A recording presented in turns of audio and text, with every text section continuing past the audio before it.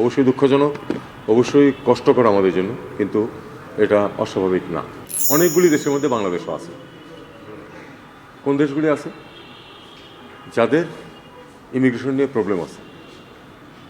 আপনারা আমেরিকানদের স্ট্যাটিস্টিক্স দেখেছেন যে যারা ওখানে ওদের সোশ্যাল সিস্টেম থেকে এভাবে গিয়ে পয়সা নেয়, তাদের মধ্যে বাংলাদেশিদের সংখ্যা সর্বাধিক। তাহলে তারা যদি কিছু দেশের উপর এরকম নিষেধাজ্ঞা আরোপ করে, সেটা মধ্যে বাংলাদেশ থাকবে, এটা আমার কাছে খুব অস্বাভাবিক মনে হচ্ছে না। অবশ্যই দুঃখজনক, অবশ্যই কষ্টকর আমাদের জন্য, কিন্তু এটা অস্বাভাবিক না। 2, দায়ী। এরা যদি সবাই গত 1 বছরে যেত, আমি বলতাম যে আমরা দায়ী। এবং যদি এই সমস্যাটা এই 1 বছরের সৃষ্টি হতো, আমি তাও বলতাম যে এই সরকারের কিছু দায় দায়িত্ব আছে। এই পদ্ধতি চলছে দীর্ঘদিন ধরে।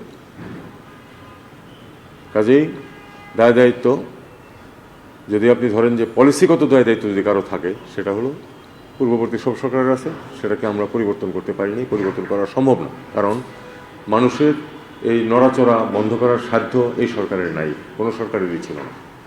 পলিসির দিক থেকে যেটা আমি বলতে পারি সেটা হলো যে প্রথম দিন থেকে আমরা কিন্তু ইররেগুলার মাইগ্রেশনের বিরুদ্ধে কথা বলে আসছি। আপনাদের সামনেও আমি এখানে দাঁড়িয়ে বলেছি। সমাধান একমাত্র যদি আমরা ইররেগুলার মাইগ্রেশন বন্ধ করতে পারি। আমাদের এখনও আপনাদের পত্রিকা এবং মিডিয়া সহ অ্যাটিটিউড হচ্ছে যে কেউ ভূমধ্যসাগর পাড়ি দিতে গিয়ে মারা গেছে, অথবা হাবুডুবু খেয়ে তারপরে উদ্ধার হয়ে এসছে, সে একজন ভিকটিম, তার প্রতি সব ধরনের সিম্প্যাথি, আমি সম্পূর্ণ এগ্রি করি, সে অবশ্যই ভিকটিম।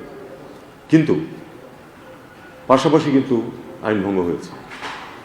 কারণ গ্রামের যেই ছেলেটি এখান থেকে ট্যুরিস্ট ভিসা নিয়ে কেনিয়া যাচ্ছে, তার তো আসলে কেনিয়াতে ট্যুর করতে যাওয়ার সামর্থ্য নাই। এটা আমরা কেন থামাইতে পারি না?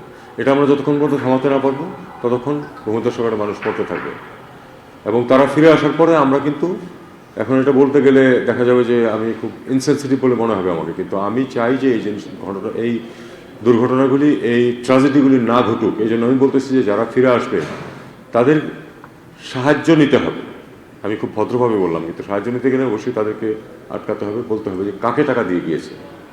আপনি যদি সেই লোকগুলিকে আটকাতে না পারেন, জেলে নিতে না পারেন, তাহলে এই সমস্যার কোনোদিন সমাধান হবে না। আমরা সিম্প্যাথি দেখাবো অবশ্যই ভিকটিমকে, কিন্তু ভিকটিম তাকে করেছে যারা, তাদেরকে আমাদের ধরার চেষ্টা করতে হবে। ধরতে গেলে কিন্তু কতগুলি পদ্ধতি আছে, সেখানে আমাদের সামাজিক সমর্থন লাগবে। আমরা তো কয়েকদিন আছে, আর 35 দিন, কিন্তু যেই সরকারি আসুক না কেন, এই সমস্যার সমাধান করতে গেলে কিন্তু সামাজিক সহায়তা লাগবে, গ্রহণযোগ্যতা লাগবে যে না, আসলেই ক্র্যাকডাউন করতে হবে। যদি সেটা করা না হয়, এই সমস্যার সমাধান হবে না। আমরা কোনো পদক্ষেপ নিব বা কোনো অ্যাপিল করব বা আপনাদের সঙ্গে ইউএস গভর্নমেন্টের ফর্মাল চ্যানেলে, ইনফর্মাল চ্যানেলে কোনো কমিউনিকেশন? এটা মাত্র হয়েছে, এটা অবশ্যই সাধারণ পদ্ধতিতে আমরা যাব, চেষ্টা করবো যেন এটা থেকে আমাদেরকে অব্যাহতি দেওয়া হয়। চেষ্টা তো অবশ্যই করবো।